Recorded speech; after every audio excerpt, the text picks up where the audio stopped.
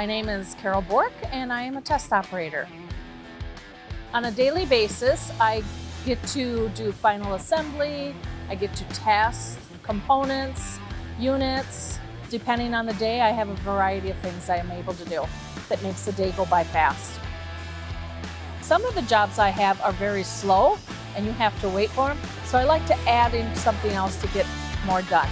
I always try to challenge myself to do more than I did before.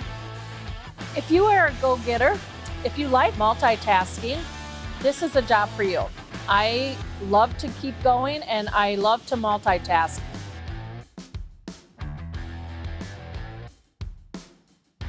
I've been working here at RiverSide for over 15 years.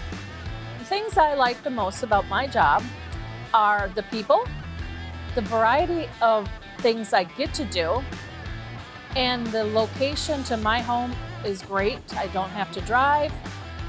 If you are interested in advancement or more duties, all you have to do is ask your cell coordinator or management and they will help you learn more steps into the advancement. When you do get the position, please listen to your mentor. They have a world of information and they will help you with any question that you have.